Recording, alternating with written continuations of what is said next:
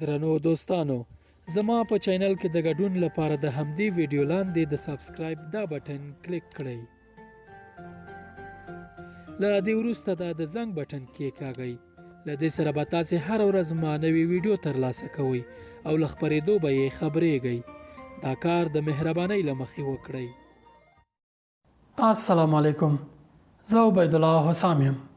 کله چې د دنیا ته انسان ژور پام وکړي هر څه پکې پای لري. د صحت خاتمه ناروغي ده، د غنا خاتمه بیا فقر ده او د حکم خاتمه بیا زوال ده او په ټوله کې د دنیا پای بیا مرګ ده.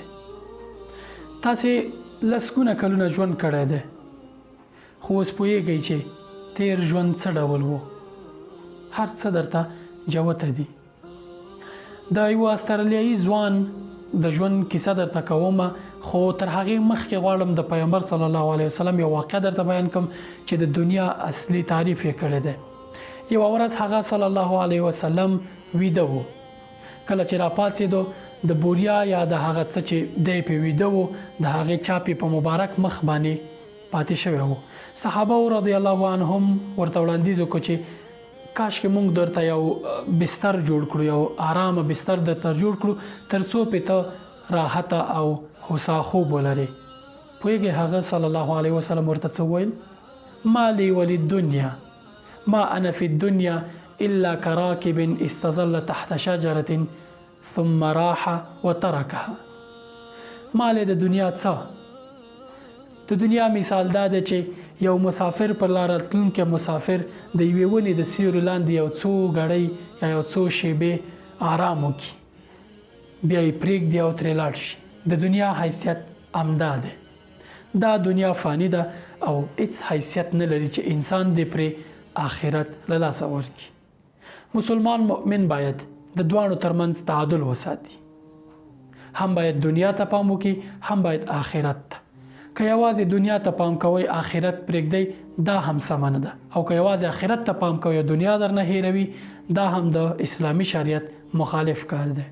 راځئ د یو استرالیایي میلیاردر ځوان د ژوند په اړه یو ویډیو وګورو. جالبه ویډیو ده، تر پایه یې وګورئ. همداراز یې له خپلو ملګرو سره هم شریکه کړئ او که لطف کوئ نو دا چینل هم سبسکرایب کړئ او خپل ملګري ورته راوبلئ. درنو دوستانو زما په چینل کې د ګډون لپاره د همدې ویډیو لاندې د سبسکرایب دا بټن کلیک کړئ. له دې وروسته د زنګ بټن کېکاږئ. له دې سره به تاسې هر ورځ ما نوې ویډیو ترلاسه کوئ او له خپرېدو به یې خبرېږئ. دا کار د مهربانۍ له مخې وکړئ. Meet Ali Bennett, a friend of mine, a young Muslim born and raised. د استرالیایي میلیاردر ځوان علي بنات ژوند عجیب داستان لري.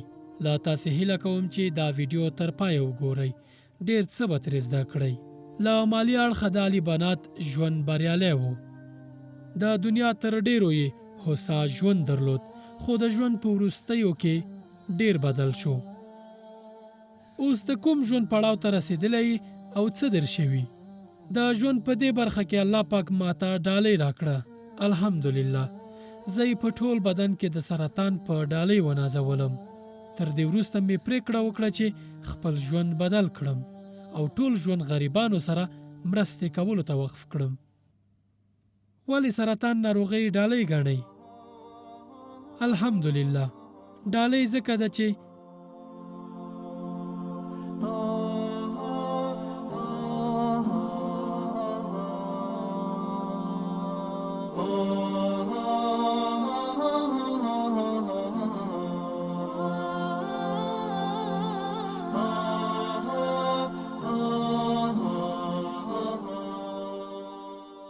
ډالۍ ځکه ده چې الله تعالی موقع راکړه چې ځان بدل کړم. سرطان ستا سترګې د څه په اړه پرانیستې؟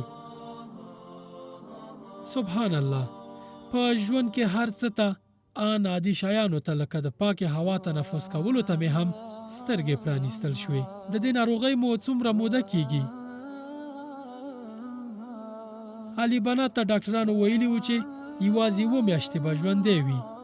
د دې خبر په اورېدو علي سملاسي خپل بریالی تجارت پرېښود او ژوند ته یې بیا کتنه وکړه. هر څه ورته بدلیدونکي ښکارېدل. علي کله چې د سرطان له ناروغۍ خبر شوې غبرګون دې څه و؟ خپل قیمتي ګاډي، ساعتونه او ان خپلې جامې مې فقیرو هیوادونو ته یوړې او خلکو باندې مې وویشلې. الحمدلله ما غوښتل دا دنیا په داسې حالت پرېږدم چې هیڅ شی رانه پاتې نه وي. علي د عیش او عشرت نه ډک ژوند درلود. دا له الماسو جوړ لاسبند دی. $80,000 یې ارزښت دی. دا د $1,400 قیمت لري. دا بیا د حمام څپلۍ دي په 700 مې اخیستي. علي ناڅاپه د دنیا خوندونه پرېښودل او د دنیا مینه یې له زړه وویستله. اوس د دې ډول ګاډو په لیدو څه احساس لري؟ د دې ګاډي ارزښت $6,00,000 دی. خو علي بنات وایي د دې ګاډي قیمت د حمام هغو څپلیو ته نه رسیږي چې افریقایي غریب ماشوم ته یې ډالۍ کړي دي. په الله تعالی قسم ما ته د هغه افریقایي ماشوم خندا د دې ګاډي په اندازه ارزښت لري. په الله قسم علي خپل ټول شته د فقیرانو په خدمت کې کړل.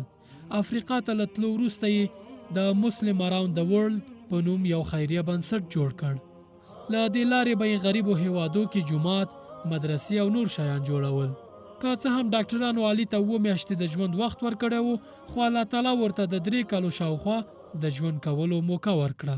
په دې موده کې هغه ګڼ د خیر کارونه وکړل، خو بالاخره یې ژوند پای ته ورسید او علي له دې نړۍ وکوچید. میلیاردر علي بنات د پند اخیستو په موخه له خپلې مړینې مخکې خلکو ته دا ویډیویي پیغام ثبت کړی دی.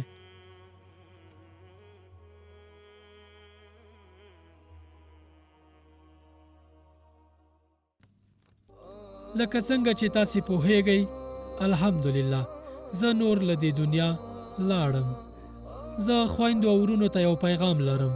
تاسې وکتل چې ما په دې دنیا هر څه درلودل، ګاډي، پیسې او نور. د ناروغۍ پر وخت به ما ته خلکو پیغامونه راستول چې وروره تا ځان ته جنت یقیني کړی دی، ته به جنت ته ځې. دوی به ویل وروره تا د ټولنې او امت لپاره ډیر څه وکړل. سبحان الله، دا د یو کوچني او ساده نعمت ارزښت نه لري چې الله تعالی موږ ته د دې وړتیا راکړې چې سهار له خوبه پاڅې او تر حمامه په خپله لاړ شي. دا هغه څه دي چې ورو ورو ما له لاسه ورکړل. الحمدلله ډیر کم کسان د ژوند په وروستیو کې زما په شان داسې چانس ترلاسه کوي چې وپوهیږي څه وخت مري. ځینې کسان بیا ناڅاپه خپل ژوند بایلي. تاسې اورېدلي چې یو شمېر خلک په نایټ کلبونو کې ناڅاپه ومري، نور بیا په بېلابېلو ځایونو کې خپل ژوند له لاسه ورکوي. هڅه وکړئ چې خپل ژوند کې یو هدف ولرئ، پلان جوړ کړئ او پروژې پلي کړئ، یو څه وکړئ. په الله قسم د قیامت په ورځ به در سره یوازې همدا مرسته وکړي. هغو خویندو ورونو ته چې لا هم ژوندي دي، زما نصیحت دا دی چې د ژوند بڼه ډیر ژر ژر بدلیږي. موږ تر دې چې ډیر د اسلام ښودنې ومنو په خپلو خواهشاتو کې غرق یو. زه د ډیرو خلکو لیدو ته ورغلی یم، خو چې کله ناروغ وم له دوبۍ، برطانیې او نورو ځایونو خلک یوازې زما پوښتنې ته راتلل. همدا د الله تعالی لپاره مینه ده. هغوی چې ناروغ دي، خفه دي او یا ځورېږي، دوی ته وایم چې اندېښنه مه کوئ، ځکه الله تعالی به تاسې ته داسې کسان درولېږي چې تاسې یې تمه نه درلوده. په الله تعالی توکل وکړئ. تاسې ټولو ته مې بل پیغام دا دی چې که 1، 2 یا 3 کسانو سره مرسته وکړئ یا مو دوی متاثره کړل چې یو څه وکړي، یاد ولرئ چې په قبر کې به در سره همدا مرسته وکړي او د هر څه بدله به درکړل شي. د علي په مرګ ګڼ مسلمانان او نامسلمانان خفه شول. دا عیسوي یې په اړه وایي We had the money, we had everything, alhamdulillah. But subhanallah, a lot of people during period of when I was sick, they'll send me messages, brother, you're guaranteed paradise, brother, you've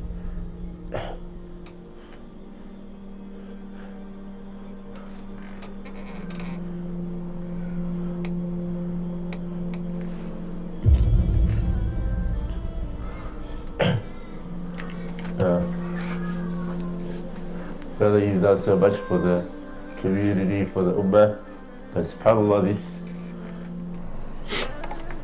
What's our family? That was the message from my brother, Ali Bannett. دا زموږ د ورور علي بنات پیغام وو. دا یو سپېڅلی روح وو. دی د هغو خلکو له ډلې دی چې موږ ورته اړتیا لرو. دا هغه کسان دي چې خپل مثبت اړخ له خلکو سره شریکوي چې یو څه وکړي، یوازې د دې لپاره چې له خلکو سره یې مرسته کړې وي.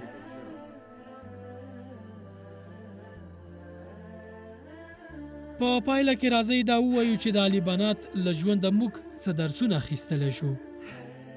لومړی، علي بنات ته ډاکټرانو 7 میاشتې وخت ورکړی و، خو هغه په داسې حال چې سرطان درلود شاوخوا 3 کاله ژوند وکړ او په خپله ټاکل شوې نیټه ومړ. راځئ له ځانه وپوښتو موږ څومره وخت لرو د خیر کارونو او د ځان بدلولو لپاره؟ آیا دا یقین لرئ چې تر سبا به ژوندي یاست؟ د دې فاني دنیا ژوند موږ ته دا زمزمه کړې چې تل به ژوندي یو، حال دا چې ښه پوهیږئ غولوي مو. دا دنیا بل هیڅ نه ده مګر د ازموینې ځای. دویم درس، موږ په دنیا کې هر څه ترلاسه کوو، لکه د ښکلي کور، قیمتي ګاډو، له حلال او حرامو لارو پانګه او ګڼ نور، خو آیا د قیامت لپاره مو د دې نیم برابره خواري کړې؟ دا نړۍ او پکې له حرامو لارو روزي په دې ارزي چې خپل آخرت خراب کړو؟ حال دا چې پوهیږو له دې دنیا د کوچېدو پر وخت موږ له ځان سره څه وړلی شو؟ یوازې یو کفن او بس. دریم درس، په ټولنه کې فعاله ونډه ولرئ، له خلکو سره مرسته وکړئ، د بېوزلو او یتیمانو لاسنیوی وکړئ، د فعاله مسلمان رول ولوبوئ. همدا په قیامت او قبر کې پکارېږي. هغوی چې د الله تعالی لپاره خپل ژوند وقف کوي، په پایله کې به د هغه تعالی مینه، د خلکو خواخوږي او مینه ترلاسه کړي او ابدي ژوند به یې ځان ته تضمین کړی وي. درنو دوستانو، که په ملګرو مو د دې معلوماتو لورینه لرئ نو لطفاً دا ویډیو له خپلو ملګرو سره شریکه کړئ.